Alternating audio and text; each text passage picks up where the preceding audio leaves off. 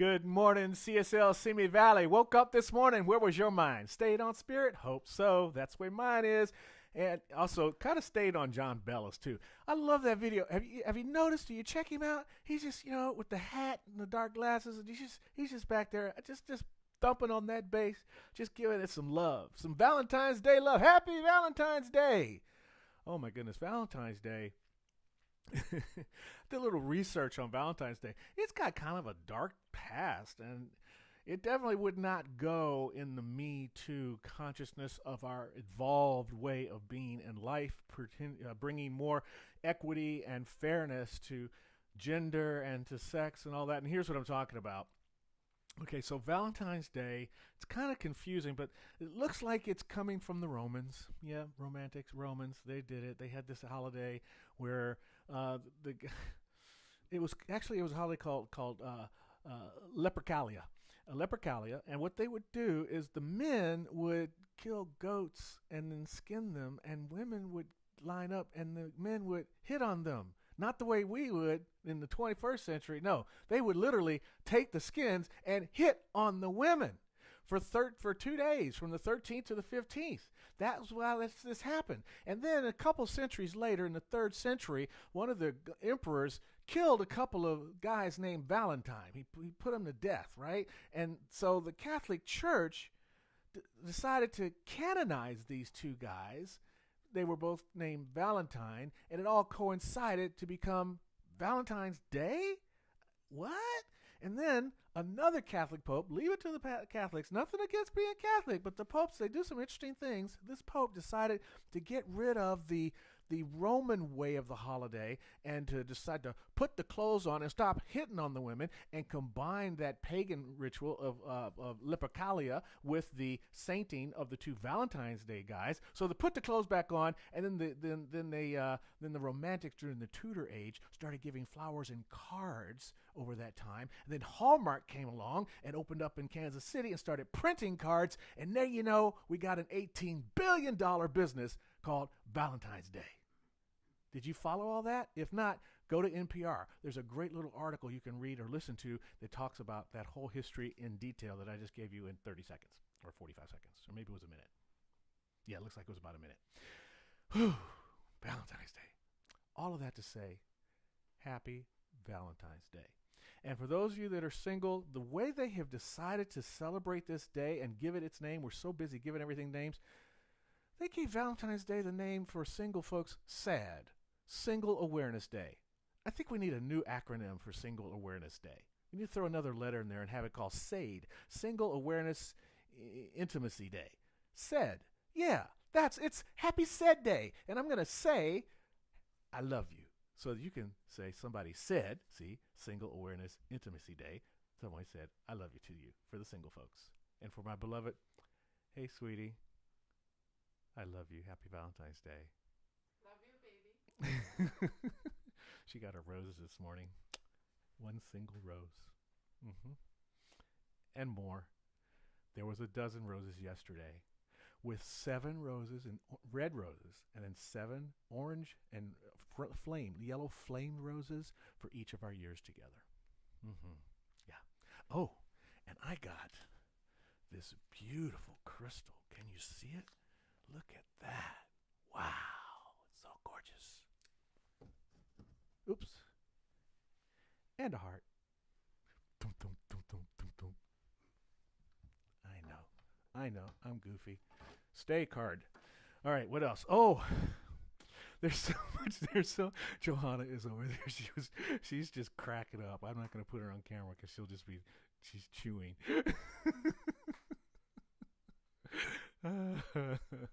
Okay, what else? Valentine's Day. There's some other things on my mind today. Oh, yeah. All right. So much has been happening. We've upgraded some things. I don't know if you've noticed, but now we are streaming through something called Restream. You may see a little RI Restream on the page. And what Restream's allowing us to do is to stream right now simultaneously to 3 Facebook pages. And if you'd like to stream directly to your Facebook page, send me the URL for your Facebook page, and I will have it streamed directly to your page so your friends don't have any trouble finding it. There's a question. You'd like to have it? Johanna would like to have it streamed to her page directly, so I'm going to add her page to it. And if you'd like to have it directly to your page, you just let me know by sending me your email address, or just say you want to do it, and I'll find your URL and I'll drop it in there. But all that to say is, so we're going to 3 Facebook pages right now, and to YouTube, and to the CSL Simi Valley website. Now, what that means is that when people comment in the various different places, their comments are separated. But Restream captures all the comments. So what we're going to do at the end of the service, the recap from now on will be your comments collapsed together about the interview, or maybe your healing, or whatever needs to happen that you want to share about that maybe didn't get shared with because somebody might be on one of those other pages, therefore not seeing everything. Like last week, we had like 50 or 60 people, or 60 viewers. Sometimes there's 2 people in a house, so 60 is 120, something like that. We had about 60 people viewing, but we're at 14 were on one page, and 11 on another page, and 25 on another page, and 3 on another page. So that's how this happens now. But we're getting out to more people. Grateful for that. Now, back to Valentine's Day. One of the things about our particular Center for Spiritual Living is that we are part of a larger organization called the Centers for Spiritual Living that is headquartered in Golden, Colorado. We're have centers all over the world. It's a worldwide organization.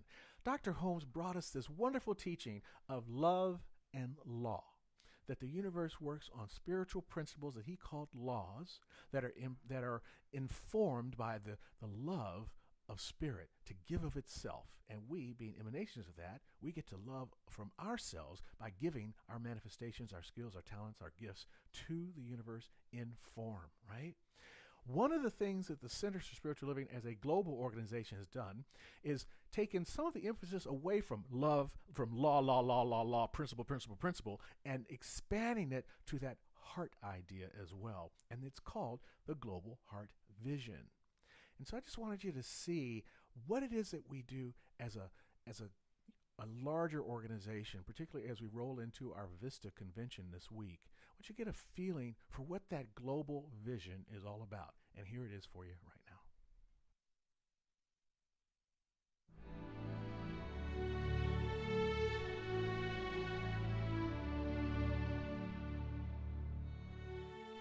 I can imagine. 我可以想象 Je peux imaginer un monde. I can imagine. Puedo imaginarme. Ik zie een wereld voor me. Где мы живем, как одна глобальная семья.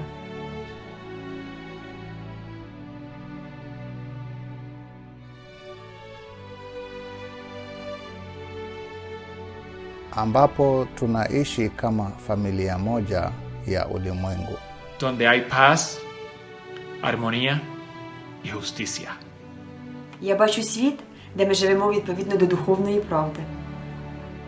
I see a world where we live according to spiritual truth.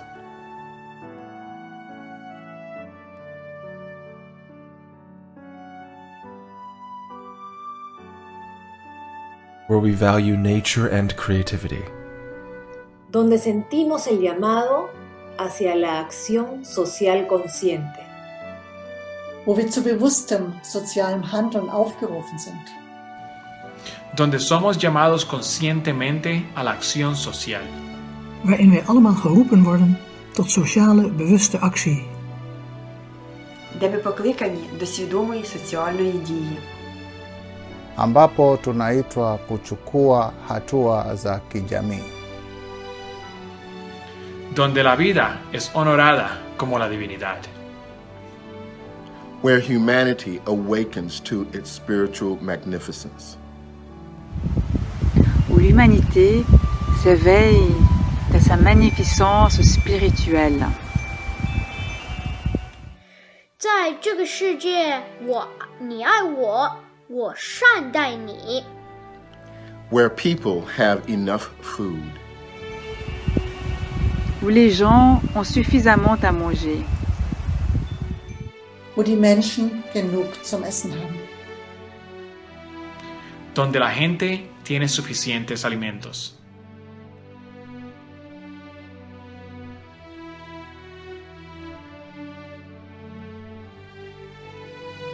and I am not the only one. Na sio mimi tu. Und ich bin nicht die Einzige. And I am not the only one. And I'm not the only one.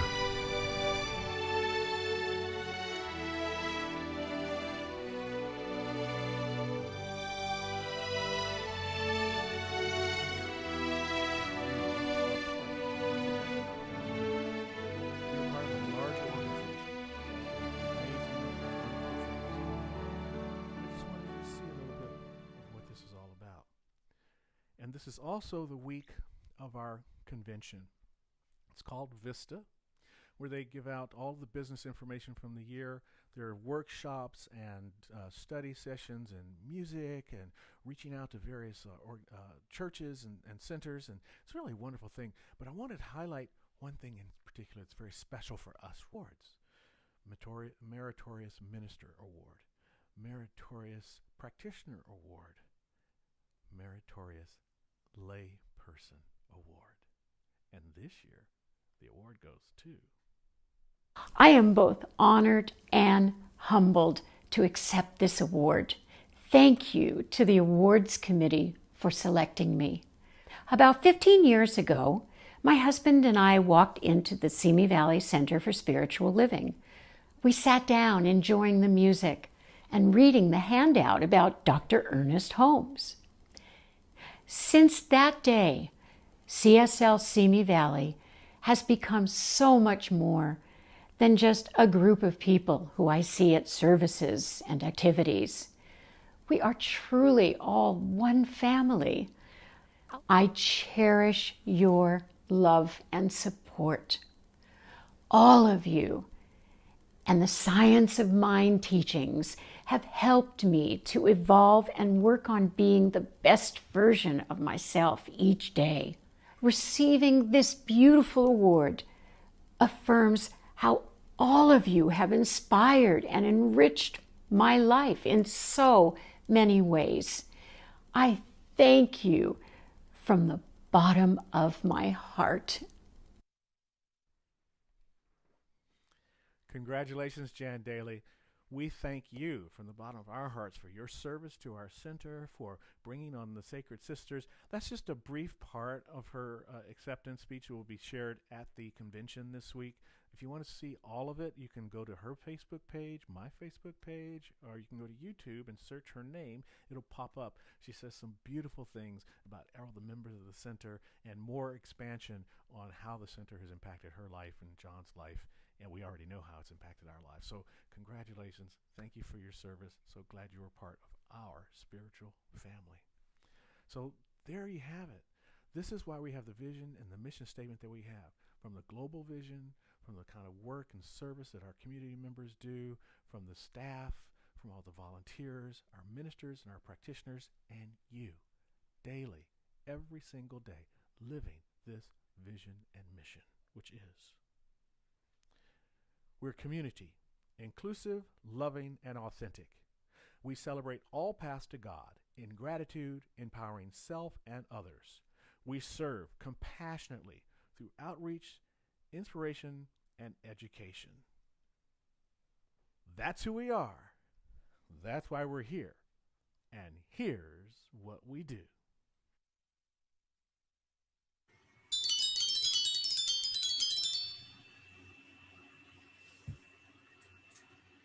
Happy Valentine's Day and welcome to Virch. Today we celebrate love. No, not the flowers and candy kind of love, although those are always welcome, but loving everything. I want you to practice with me today, and everything we see, we're going to say, I love that. Now, if you'd like a little spiritual love, your center's practitioners and ministers are always ready here to provide emotional and spiritual support.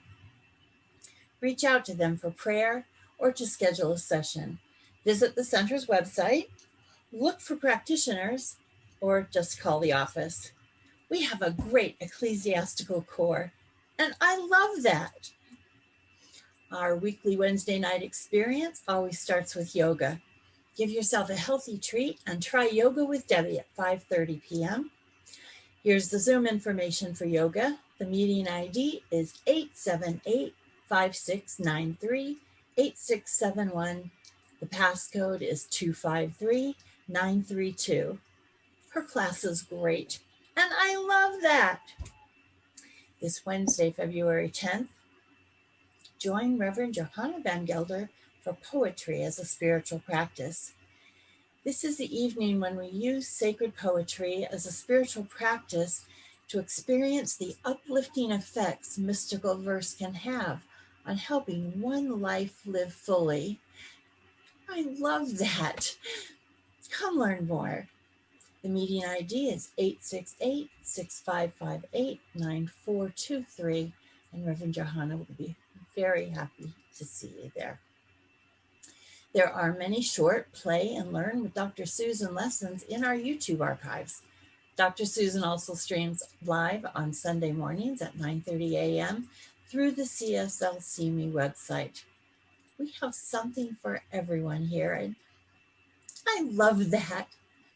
Reverend Stephen's Oneness at One keeps us connected every Monday through Friday at 1:00 p.m. on Facebook, and I love that. Today's service will be uploaded to our YouTube channel, CSL Simi Valley, where you'll also find all of our past services archived for your viewing. And we can now watch the service live again from our website. If you know anyone who's not on Facebook and has been missing our live services, invite them back to our website. Just click on Watch Live Stream on the homepage. Then you'll go to the lower window, and if the stream is not already playing, click on the YouTube logo. It looks like this. This logo is red and white, just like a Valentine, and I love that. Also, please subscribe to our YouTube channel. It just takes one click, and once we get to 1,000 subscribers, our users get much easier uninterrupted access. Now, next week is Vista. It's CSL's annual convention and business meeting, virtual, of course. We have 5 delegates representing our center in the voting process. In addition to Reverend Stephen and myself, we'd like to thank John Newbill, Jay Brara, and Dale Ahrens for their service in this very important activity. There are 4 great days of speakers, programs, and activities, Monday through Thursday. If you're interested in joining some groups who are gathering to attend the events online, please drop me an email, ltaylor@csl.org, or just call the office. And now, here is the spiritual leader of Centers for Spiritual Living, Dr. Edward Vioun, to tell you more about Vista. Hello, I'm Edward Vioun, and it is my pleasure to invite you to a special conference hosted by Centers for Spiritual Living, Vista 2021. The conference's theme is One Mind, Infinite Connection. The conference planners have put together 3.5 days of virtual content that is truly relevant to our world right now.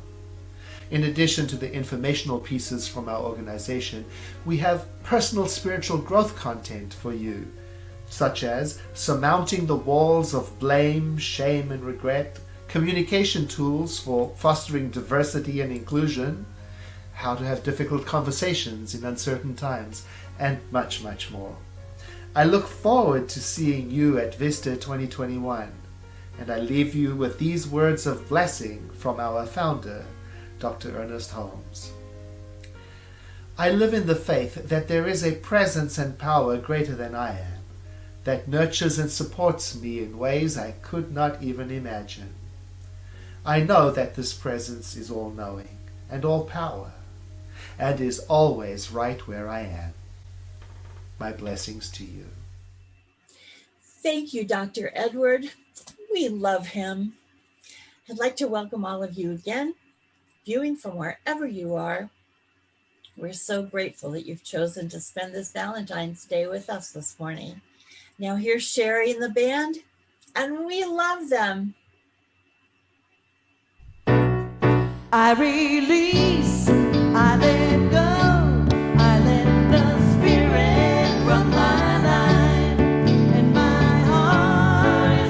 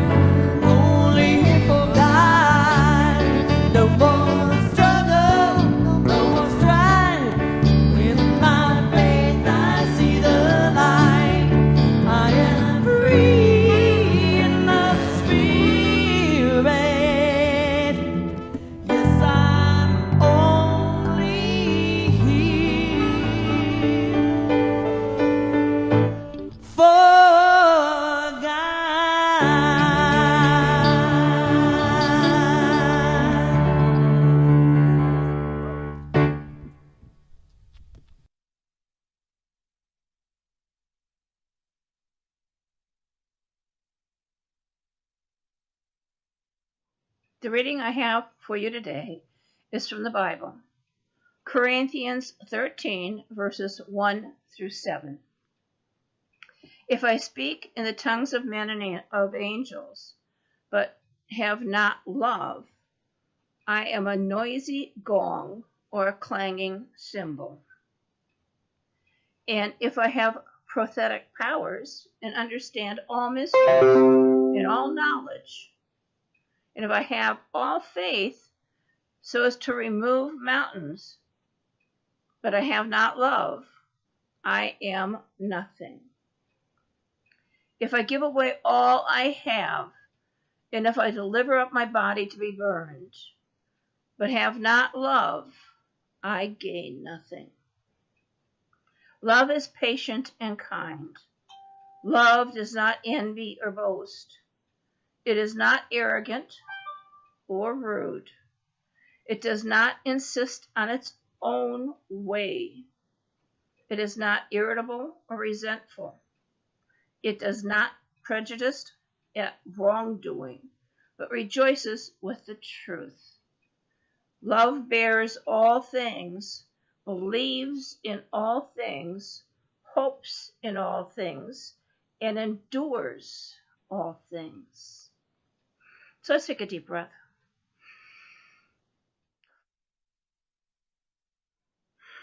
I come into this moment so filled with God and love right here and now, that I send it out to the world, that I know right here and right now there is only this love, that what I fill my heart with and give truthfully, unconditionally, is the love of God for the world.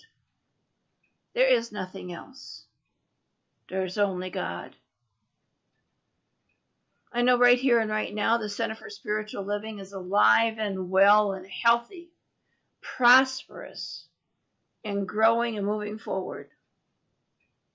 That everyone here is also moving forward and filled with the love and guiding help that is ours to take, to move forward and to make the world better. I am so grateful for this center. I'm grateful for everyone here. And I'm grateful for this Valentine's Day this year so we can look back and look forward and stand in this present moment and feel content, whole, healthy, and loved. This is the truth and only truth. I release these words into the law of mind, knowing they're true and fulfilled before I speak the word. The thoughts are done. And together we say, and so it is. Happy Valentine's Day. Well, hello, CSL Simi Valley. This is Karl Anthony, and I am your music today. I'm so thrilled. It is going to be a great morning. I get to sing some songs, and hopefully you'll be able to sing with me. I'll try to make some of the songs that I chose today with that great theme of love. We're going to be able to be very singable. So go ahead and sing with me and have a beautiful morning. And again, thank you so much for inviting me into your community.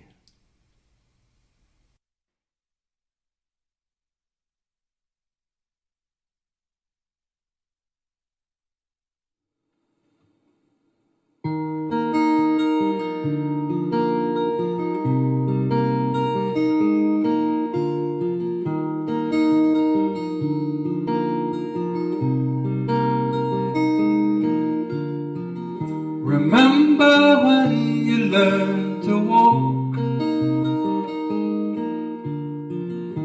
and people smiled when you talk?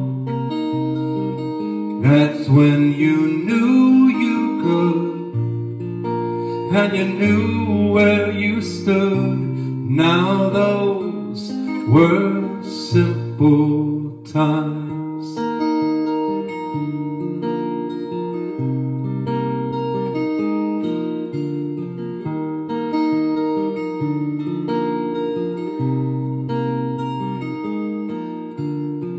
And remember when you tried to dance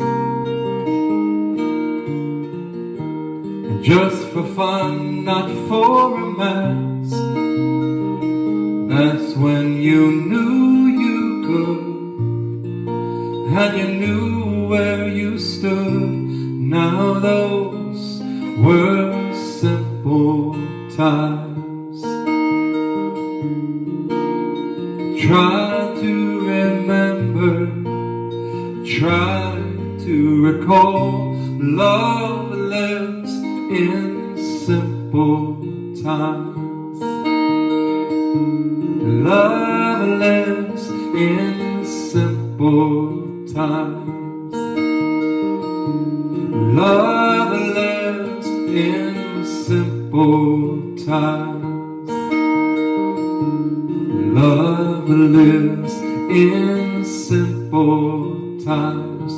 So how did life get so involved? One more puzzle left to solve. Maybe you thought you knew. Well, that should have been a clue. Love lives in simple times. Love lives in simple times. Love lives in simple times. Love lives in simple times. Love lives in simple times. Perhaps the past has not been lost. We live and learn, for time has cost. Well, you're right here now, and now is allowed to live in simple times.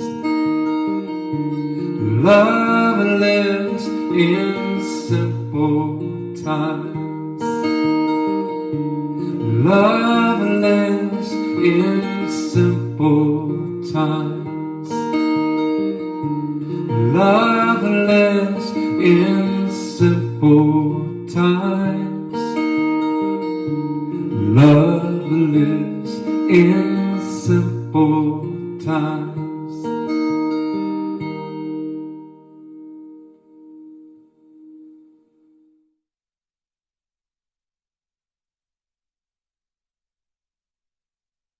Time again for our gap meditation. God awareness, please. It's so easy. All you have to do is take a deep breath. So let's do that together again. Take a deep breath.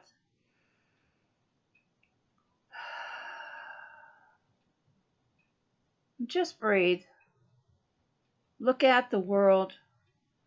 Either look outside your window at the trees, or just close your eyes and go within and be with that God place within inside of you. I'll keep the time. You just breathe.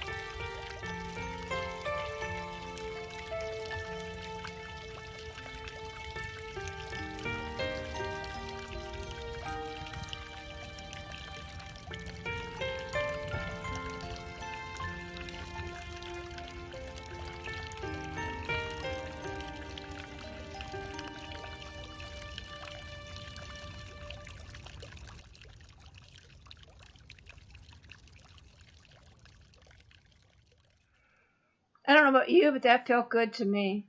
Meditation is not a mystery. You can just walk out in a garden or look around you, take a deep breath, and just know that God is where you are within and with everyone else that you meet. God is all there is. Meditate every day, even if it's for a minute or two. It'll change your life, I guarantee it. I love you. Namaste.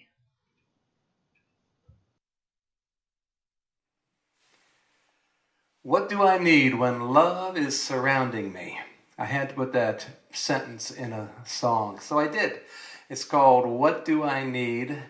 And the chorus is a lot of fun. Try to sing it with me. And by the way, there is a hint. What do I need when love is surrounding me? Not a whole lot. Enjoy the song.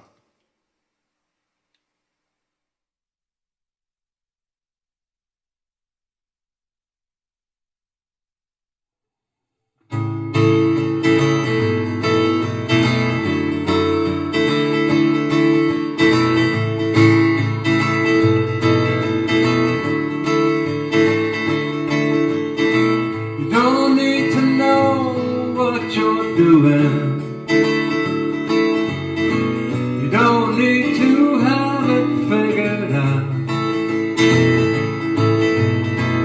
All you need to know is that love's the only show, and that's what life is all about. You don't need to know where you're going. Don't have to plan the perfect ride. All you need to know is that love's the only show, and that's what this whole thing's all about. What do I need? What do I need? When love is around.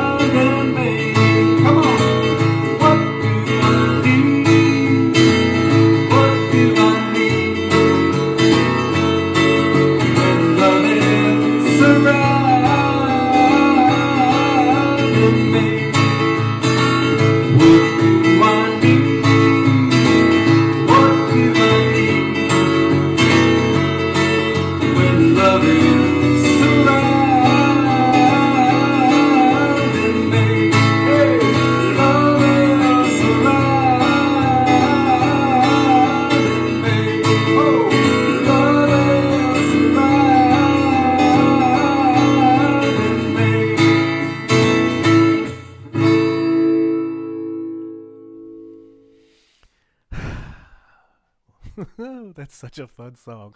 What do you need when love is surrounding me? How's the volume now? Let me look. Let me check. Test 1, 2. There he goes. All right. Thank you, Karl Anthony. Oh, I love that song. All the songs. I mean, the simplest. But there's something about that. Love is surrounding me.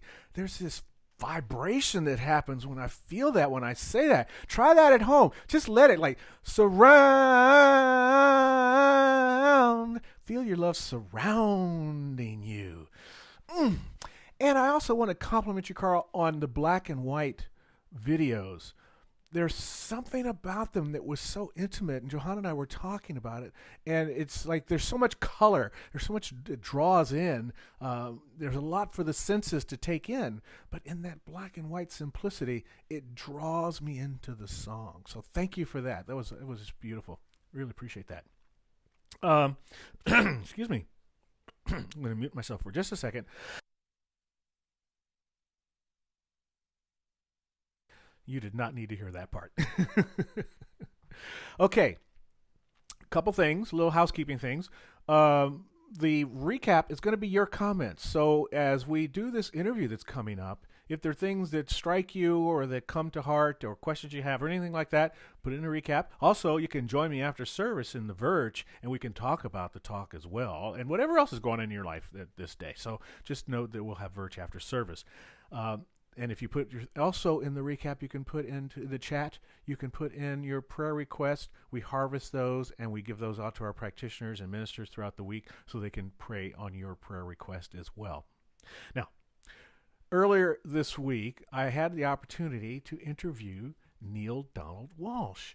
You know, back in the mid-'90s, I wasn't on a spiritual journey. My spiritual journey included going to the Hollywood Street Market, Farmers Market on Sundays. That's what I did on Sundays. That was my church. And I would go down and I would sit with the people, and I worked one of the stands. I became very good friends with a lady who sold oranges, and I would work the stand with her son and sell oranges at the Hollywood Street Market on Sundays. And that was my spiritual experience.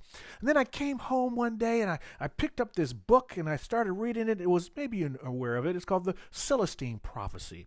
And a couple years later, another one came out that I read. It was called Conversations with God, about a guy who got angry with God and said, "What is this all about?" And a voice, like Muhammad in the cave, it said, "Write." And he wrote, and he wrote, and he wrote.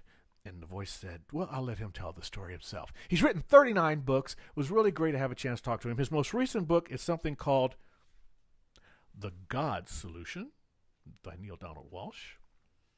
And so I had a little bit of time to sit with him earlier this week. We talked about his journey into spirituality and also this God solution, which comes down to our talk today, which is loving more. You see, we talked about saying yes and loving the ability to say yes last week with Reverend Josh. Thank you. God bless you, Cotton Socks, for your interview with us last week. And then this week, Neale Donald Walsch, as we talk about the next step. I love saying yes. What's more? There's loving more. That's what's more. Here is our conversation. Reverend Stephen, Neale Donald Walsch. Enjoy. Okay, CSL Simi Valley, we've got Neale Donald Walsch here with us, and I'm really excited for this opportunity, as so many people are. Before we get into today's topic, which is loving more and working that solution of loving more. But before we get there, can you tell us a little bit about the arc of how you moved from where you were and where you are today? Well, I'd be happy to, Stephen. I experienced my life as a series of events, some of which I agreed with and I was happy about, and some of which I was not. But the sum total of all the events of my life when I reached the age of 45 or 48 did not add up to what I thought my life would add up to. And then I wound up, when I was 48 years old, actually, as a result of a series of unfortunate events, an automobile accident in which I broke my neck. My inability to get a job walking around with a Philadelphia collar, which is a therapeutic device that holds your head up when you break your neck. So nobody wanted to hire me because they saw me as a walking insurance claim. And soon I ran out of my savings, and I wound up, to make a long story very short, living on the sidewalk. I was a street person for a year of my life, not for a couple of bad weeks or a couple of bad months, but for a year of my life. And toward the end of that year, I was so angry with God. I thought, wait a minute, this is not possible. A person, I've been gifted. Thank you, God, for all the gifts I've been given, but I shouldn't be, with my abilities sitting out here on the sidewalk. Yeah. Literally sleeping on the ground outside. So I began to write an angry letter to God. What does it take to make life work? And, what have I done to deserve a life of such ongoing, endless struggle? And I began hearing answers in my head. I would swear at one point I heard a voice over my right shoulder. Might have been my imagination, but I can tell you that it sounded very real to me. And I began hearing answers. I wrote all those answers down. It was a private process, really. It's just a process of journaling. I was writing an angry letter to God and getting some interesting answers. So I would ask more questions, got some more interesting answers. Before I knew it, I was involved in an ongoing dialogue, but I never intended for anybody else to see it, except that it said, and that was the beginning of the arc that you're talking about, it said in the dialogue that I was having, you will make of this one day a book, and you'll render these words accessible by many people. That book wound up selling several million copies, being translated into 37 languages. So that arc, that's what started that particular arc. My understanding of God, that is the thought that there was such a thing as God and so forth, that arc began when I was a child. I was born and raised in a religious family. And so I stepped into a deeper understanding that there was something larger going on here in the universe than most people, or than many people at least, are aware of. So I've always had that. That was the beginning of the arc. But through the years since the publication of Conversations with God, I've continued to ask questions, continued to look at the answers that come to all of us. The first answer, by the way, being that God talks to everyone, not just me, but everyone, all the time. The question God said to me is not, to whom am I talking, but who's listening? So the first message of Conversations with God is that we are, each of us, deeply connected with and one with, united with the divine, that the divine lives within each and every one of us and is accessible by all of us by simply going within. So, but that arc has led me to seeking deeper and deeper answers to larger and larger questions, until I finally came up to the point that I've written a book called The God Solution, because I wound up throwing my hands up and saying, all of that said, my dear friend, I call God my friend, my pal, my buddy, you see, yes. All of that having been said, what's the solution? Why is the world in the mess that it's in? If there really is a God, why are we in such a mess? Which is the question that I start the book off with. Yeah, right. So God said, well, it's really quite simple. You think that I'm here to solve all your problems, and I'm not. That's not the point of my existence is not to solve the problems of all the civilizations in the cosmos, of which there are billions of civilizations in the cosmos, not just those of us here on this planet. And that isn't the function of divinity. The function of divinity is simply to empower the civilizations and its members to create life as they would choose to experience it. And the choices that we've made on this planet have not produced the life that we wish we could experience. We think that the life is being done to us, that we are victims at some level, and we have just stepped aside from our responsibility in the matter. So the God Solution invites us to re-examine that whole construction, as well as to re-examine our whole definition of who and what God is. Because what's interesting, Stephen? Statistics have shown that 8 out of 10 people around the world in various cultures and various locations believe in a higher power. Right. Simply can't agree on what it's about, what it wants, what it demands, what it requires, and for that matter, even what it is, much less how to use it. So the God Solution suggests, could it be something as simple? I mean, the mess we're in. Could the mess we're in be something as simple as our failure to use the higher power. Well, before you go into the solution, let's go back a bit for the problem, to the question. And that's one of the things you spend some time in the book addressing, which I think you address really beautifully. And I'm thinking right now as I hear this in my head, that phrase that so many people are aware of, survival of the fittest. And you address that. You say in your book, humanity's fundamental instinct is not survival. It's the expression of divinity.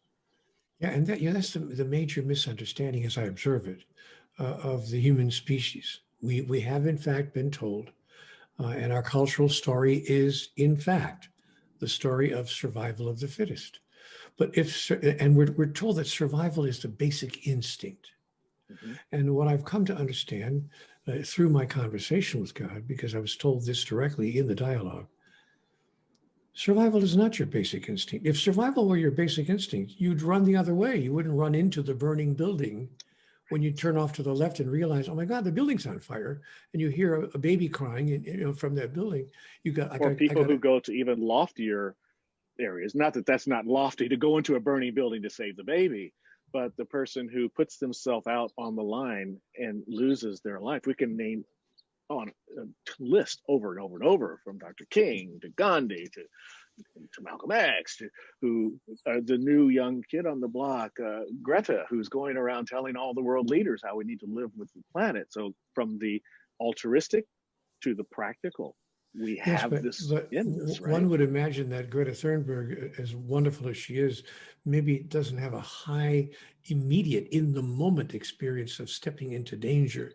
But if survival were your basic instinct, you certainly wouldn't run into a burning building. You'd run away from the building, get on your cell phone, call somebody, but you wouldn't run into the building.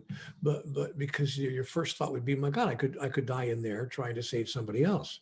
But in fact, sociologists tell us that 8, maybe 9 out of 10 people, without thinking, without even giving it a second thought, would of course run into the building to do what they can to save anybody who's in there. But if survival were the basic instinct, we wouldn't do that. The basic fundamental instinct is the demonstration of divinity, that we, in moments like that, decide not, how long am I going to live, but how am I going to live, however long that may be. How am I going to live for the next 20 years or the next 20 minutes? Because life ultimately, in moments like that, when the chips are down, we come upon the fundamental question, who am I? And who do I choose to be? And when you work through your solution about who am I, who do I choose to be, there's an impulse. Dr. Holmes talks about that impulse. You're kind of hinting at it right now. There's that co-creative nature that we are a part of divinity here to express that urge within us that from a science of mind perspective is expressed as love and law, which you have purified and taken down to pure love. Pure love is what God is, and pure love is who we are. I believe that that's true, and not many people would argue that God is not love. Most people would agree, yeah, I get it, God is love. I can agree with that statement. Mm-hmm. But I have amended the statement a little bit. I said to people, wait a minute, I understand you agree that God is love, but would you agree that God is pure love? And would you agree on the definition of pure love? The definition of pure love is a love which requires, demands, expects, hopes for, needs nothing in return. Now, there are 4,300 religions in the world right now by actual count. I didn't make that number up. There are actually 4,300 and some religions in the world, recognized, organized religions, faith traditions. And we can't get hardly any of them to agree that God requires nothing from us in return for the love that God gives us, for the power that God gives us to create our own reality. Right. So we have this notion that, no, you don't understand, it's a quid pro quo.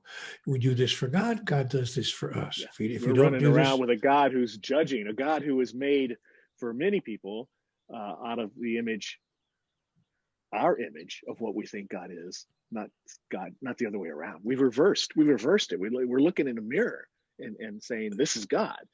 Well, and what we're doing is imitating the God we've been told about. In that sense, we haven't really reversed it. We've simply imitated. We've been told, most of our cultures have been told from the time we were children, that God, in fact, is an arbitrary, judgmental, condemning, and punishing deity.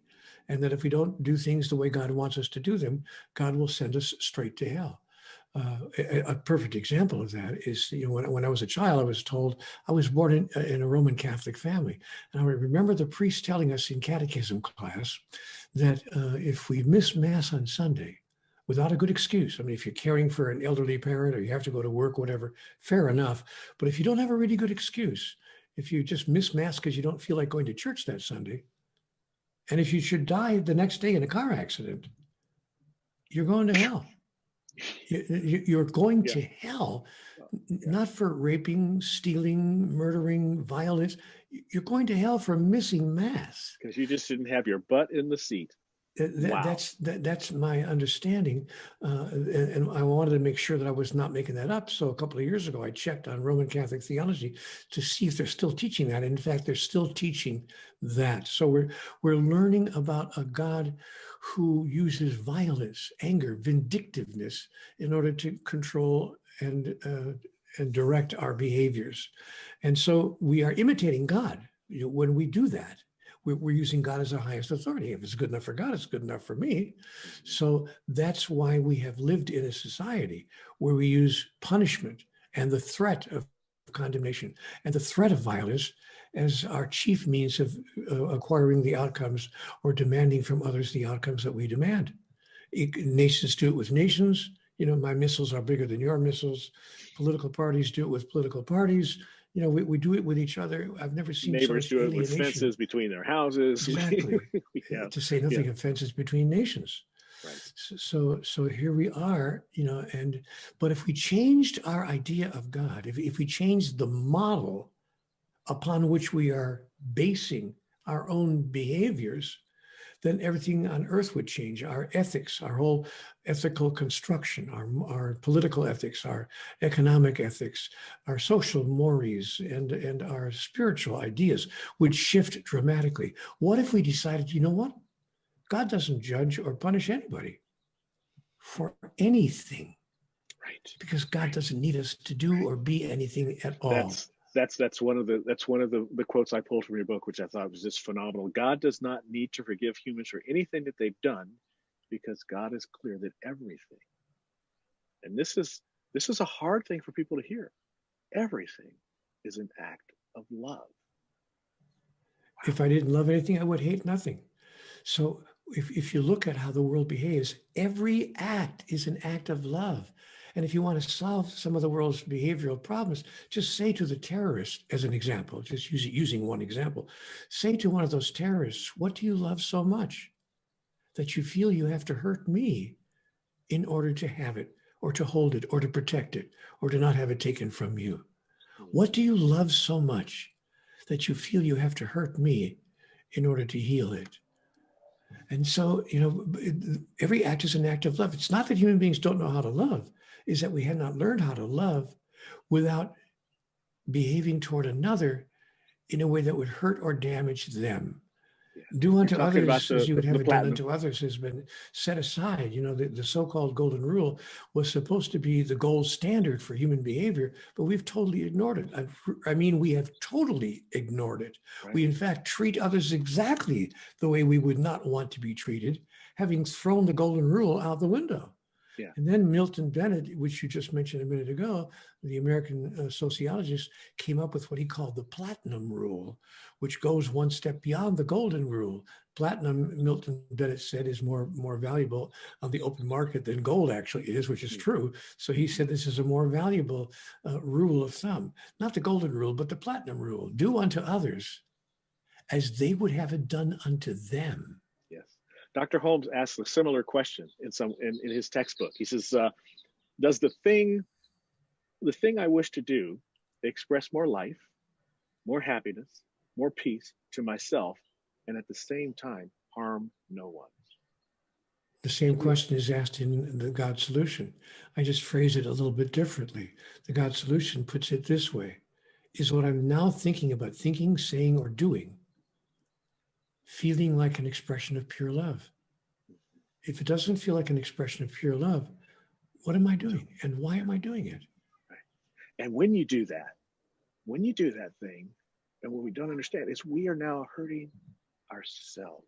Of course. And if you look at the world around us right now, that's obvious.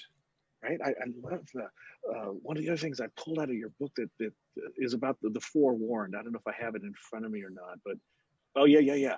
It's been said that forewarned is forearmed, but humanity has a way of not hearing what it does not want to hear, and then asking God, why have you allowed this to happen?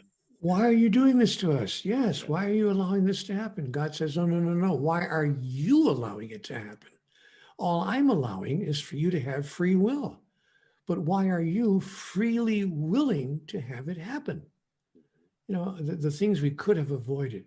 Maybe it could be argued that we couldn't have avoided the pandemic, but could we have prepared in a far better way? We were told 50 years ago, not 5 years ago, not 20 years ago, but 50 years ago by scientists in books that have been published and up and down, all the library shelves of the world, all sorts of books by scientists telling us that we are going to have a global pandemic. And here's what we can do in response to it that could cut it short and stop it in its tracks. Did we do any of those things? Did we do any of those things? The answer is no. That's why Greta Thunberg is running around the country and running around the world right now, this 18-year-old teenager saying the same thing about climate crisis. Are we doing anything? Have we had enough warning? Yeah. Or are we when going to did turn Rachel around Carson in 20 years? Rachel Carson wrote her book in 1960.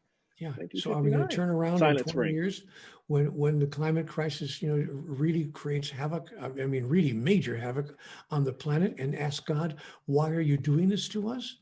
And God's going to say, hey, I sent you a 17-year-old teenage girl to tell you about this back in 2020, and you didn't listen. So, hello, it's time for us to wake up and create a newer world, as Robert Kennedy said, God bless him, to create a newer world. When I finished your book, and I loved it. I went through it, and it's a quick and really dynamic read.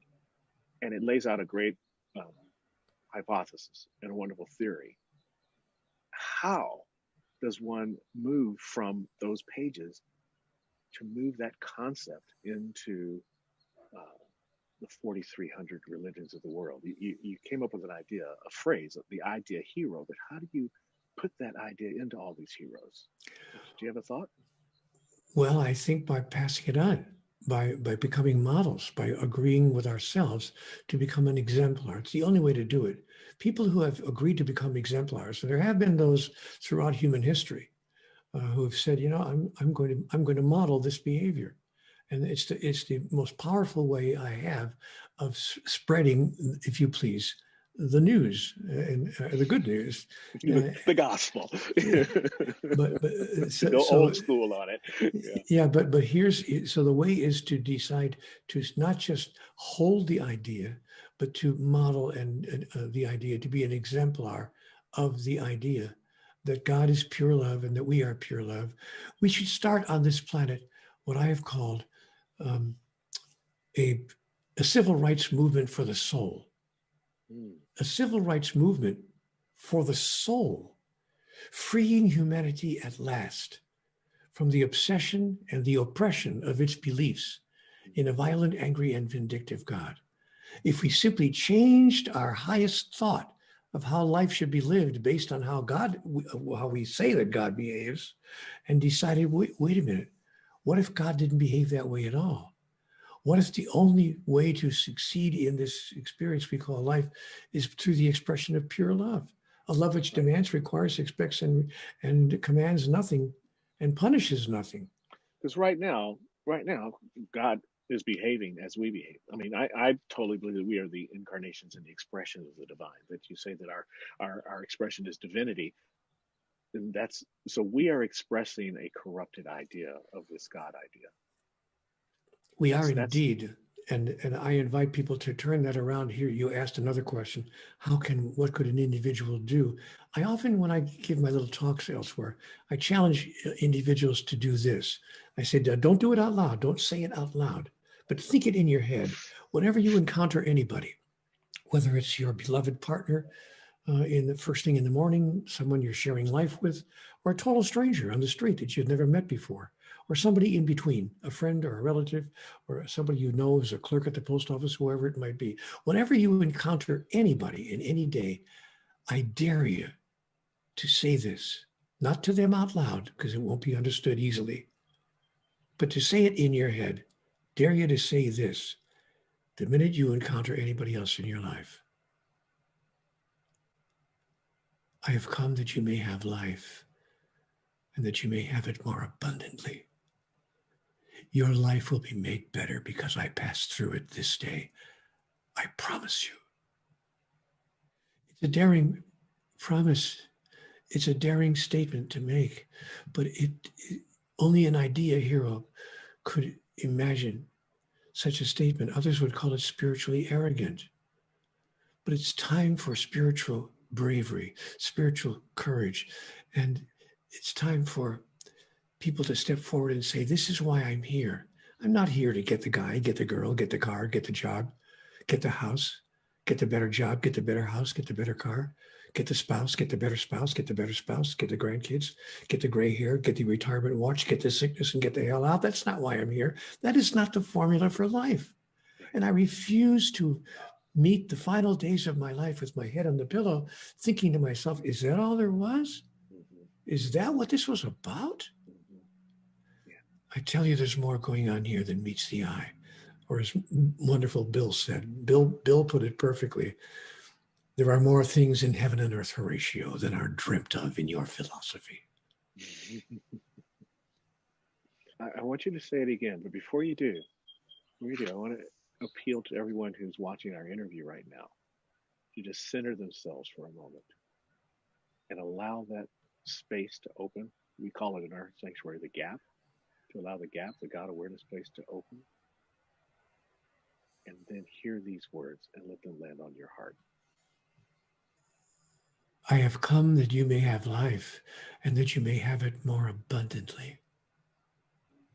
Your life will be made better today for my having passed through it. I promise you.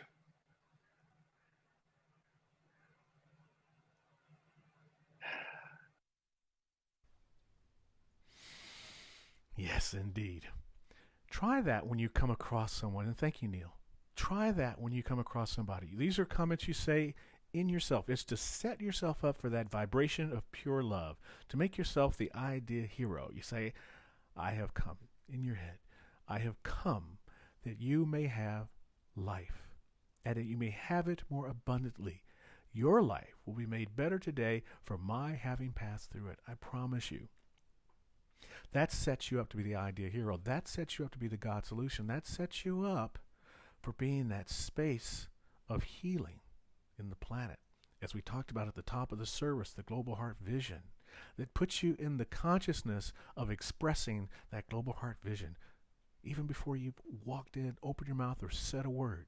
And you may not even have to say a word. It's like that Elizabeth Kubler-Ross story where there's a patient that no one can deal with. She's a very ornery patient, and finally Elizabeth Kubler-Ross says, I'll go sit with her.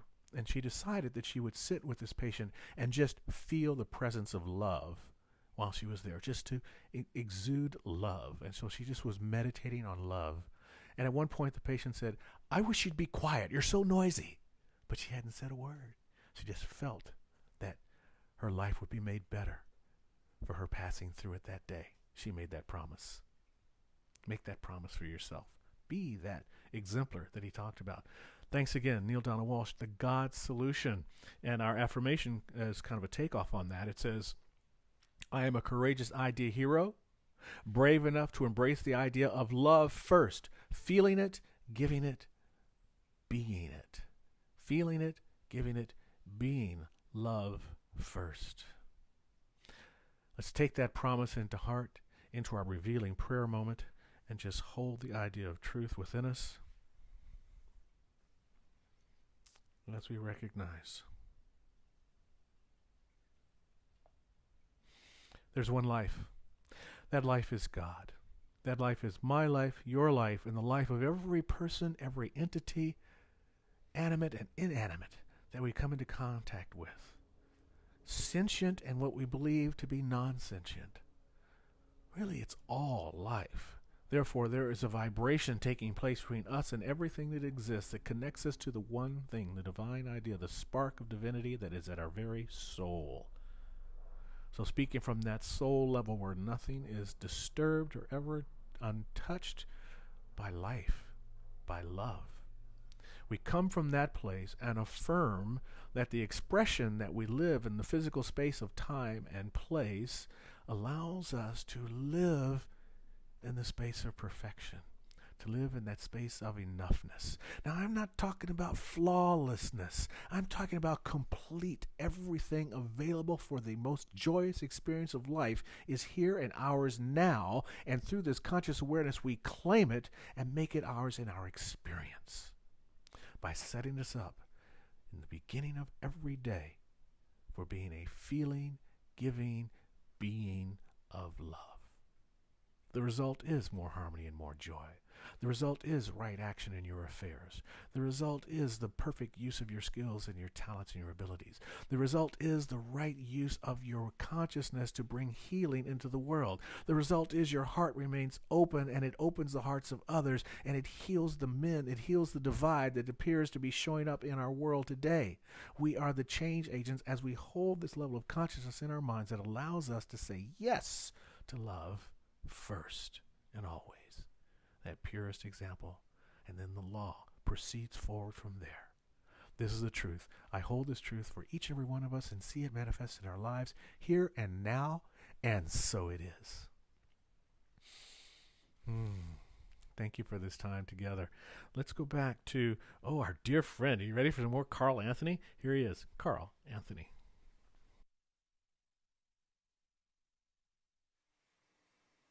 I'm going to do a song called I Am Who I Am.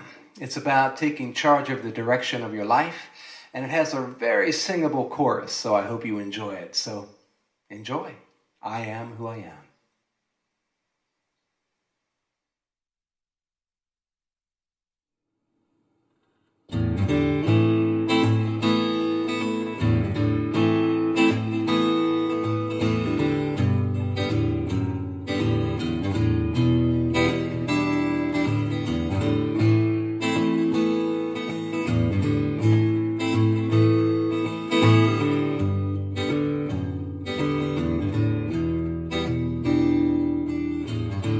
You know I care about you, I hope you care about me. Let's sing together, set our mind free. I'll let you know who I am. I believe we can see the future, whatever we plant. And I am who I am. Because of what I put into my mind, I can change who I am by what I put into my mind. I want to hear your truth, what bothers you. Don't try to fake it, whatever you do, you got to give up the fuss.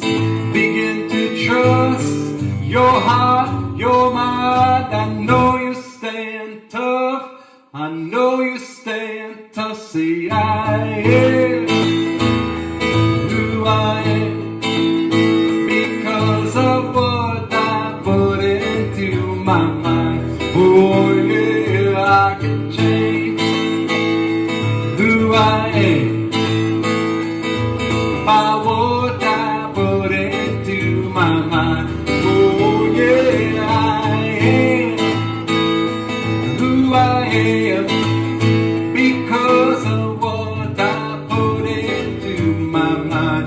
Oh yeah, I can change who I am by what I put into my mind.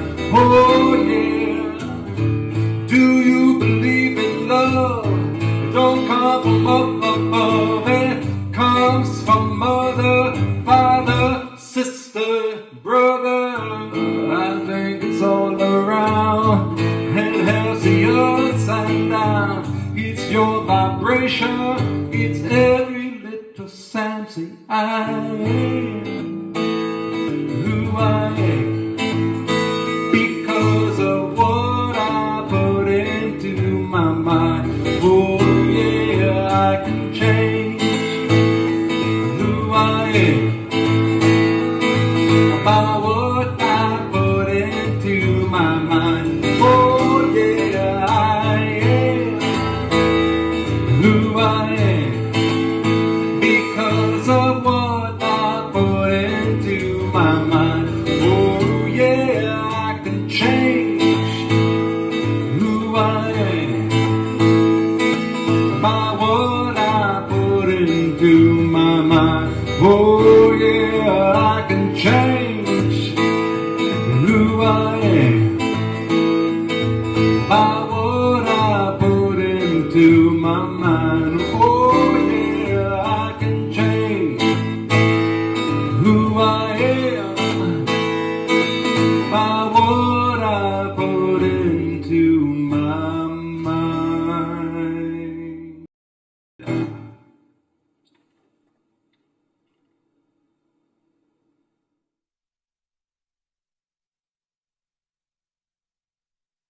The spirit of abundance flows through me. It lives inside my breath. As I inhale, the flow of abundance resides in every breath.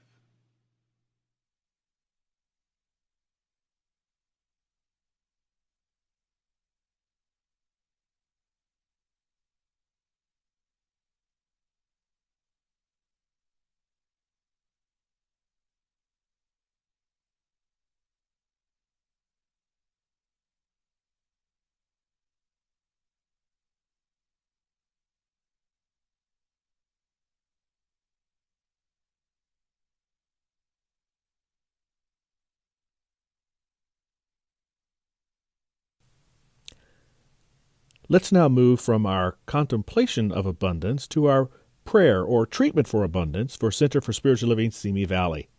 Join me now. Divine love is doing its perfect work here and now. Divine love harmonizes. Divine love adjusts. Divine love prospers. Divine love foresees everything and richly provides every good thing for CSL Simi Valley now. Divine love is victorious.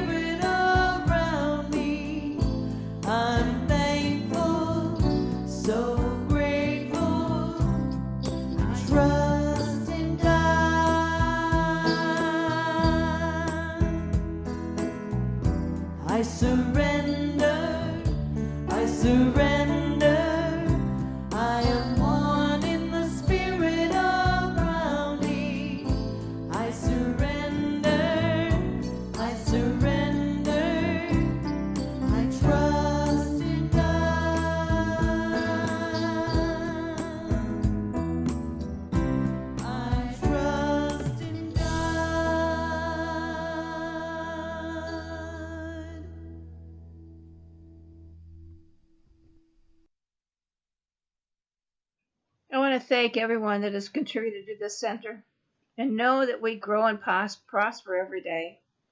Everyone in this center is moving forward and growing. Money flows to us easily. So let's treat, shall we?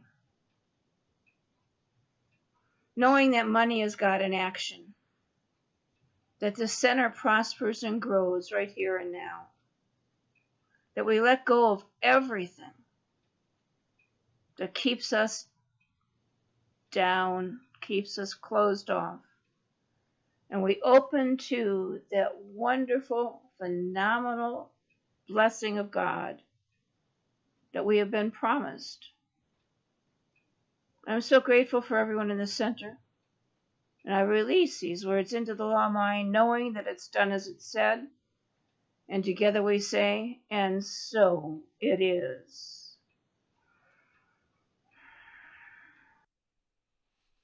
Hi, good morning, Center for Spiritual Living, Simi Valley. Happy Valentine's Day, a day that we celebrate the love in our community, the love that is showing up in every aspect of our life, recognizing that. So thank you for being here, because you are expressing so much love as this beautiful community.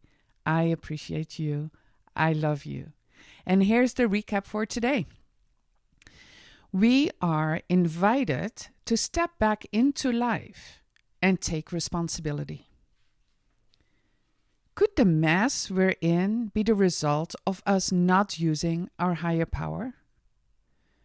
We're taught survival is our basic instinct, but a basic fundamental instinct is to express divinity. Pure love needs, hopes for, demands nothing in return. God requires nothing in return. We are imitating the God we were told about.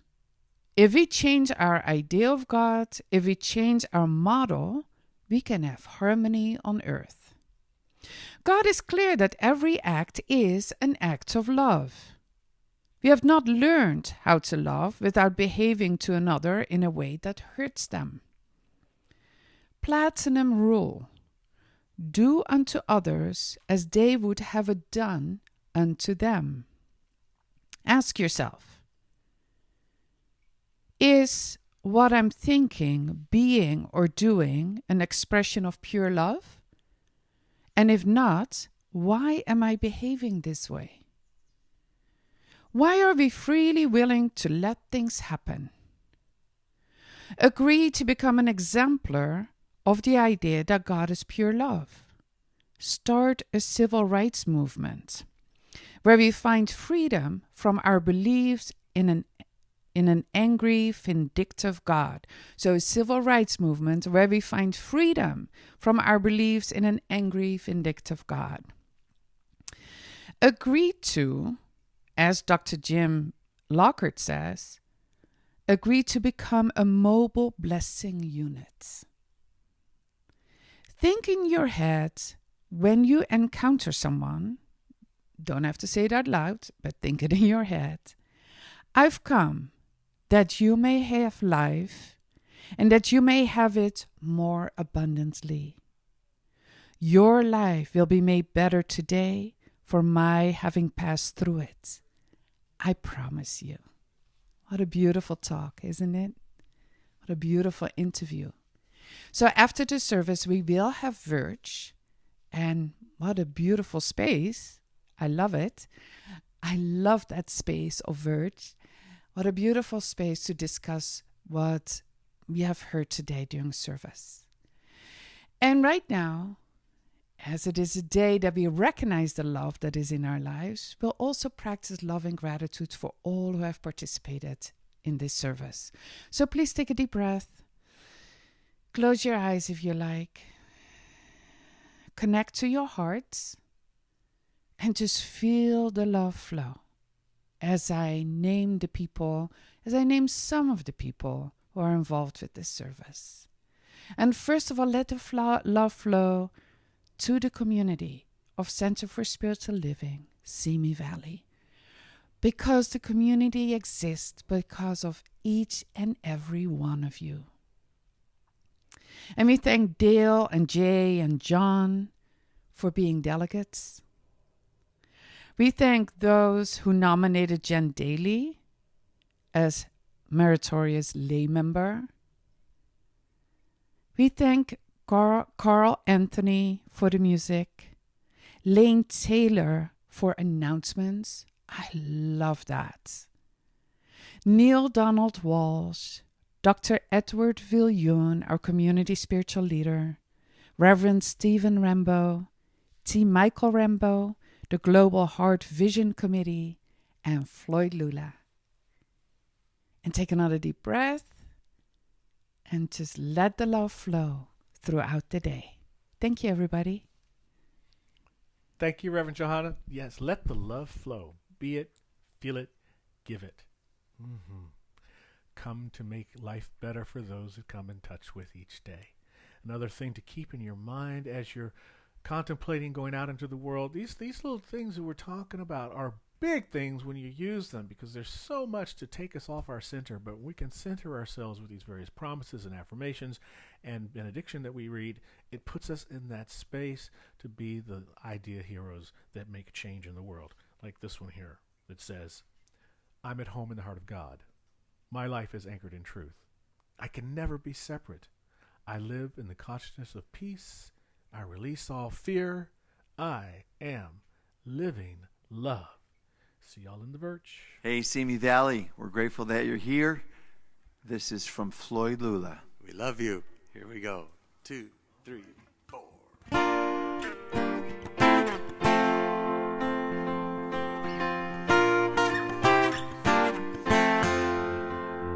In the name of love, with a heart of grace, overflow in us and decorate this place. As it is below, so it is above. May we always stand in the name of love. When the veil is gone, there's only one of us, only one, in the name of love. When the day is done, we will sing this song all as one, in the name of love.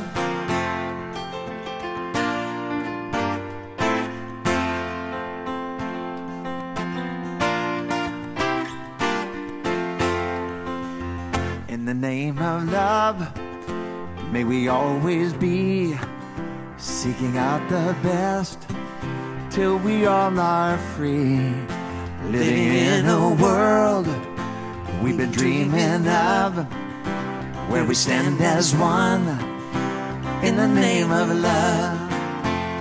When the veil is gone, there's only one of us, only one, in the name of love.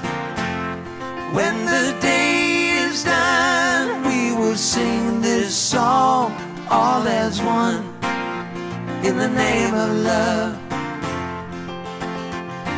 In the name of love, in the name of love, in the name of love, in the name of love. When the veil is gone, there's only one of us, only one, in the name of love. When the day is done, we will sing this song all as one, in the name of love. When the veil is gone, there's only one of us, only one, in the name of love. When the day is done, we will sing this song all as one, in the name of love. In the name of love, in the name of love, in the name of love, in the name of love, oh yeah, in the name of love, in the name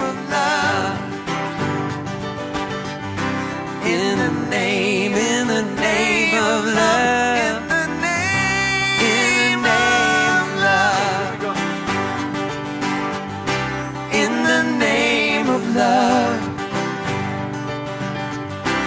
in the name of love. Peace and blessing. We love you.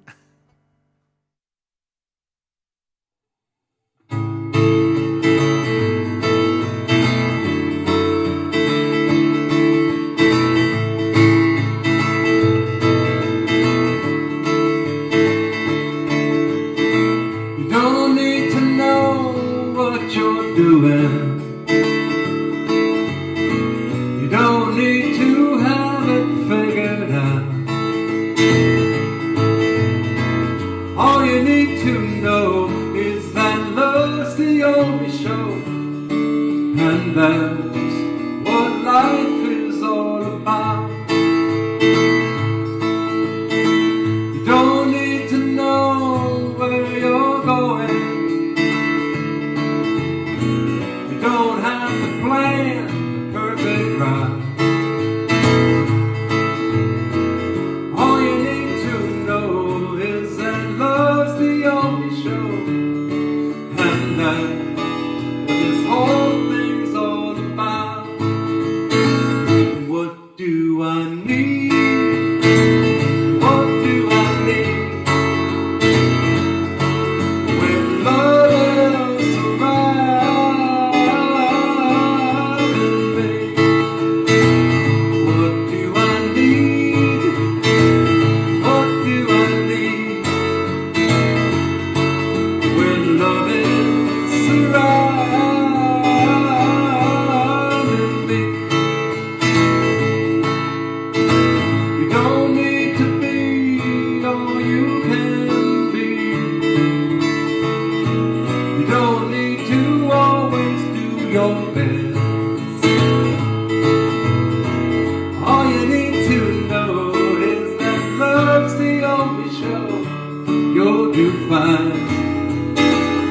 And all the rest. And what do I need? What do I need? When love is surrounding me. What do I need? What do I need? When love is surrounding me. Yeah, I got all I need surrounding me, surrounding me. I got love and it's all around me. That's what I need. That's what I need. You don't need to make a fortune. There's no need for more than enough. All you need to know is that love's the only show, and that helps when times are tough.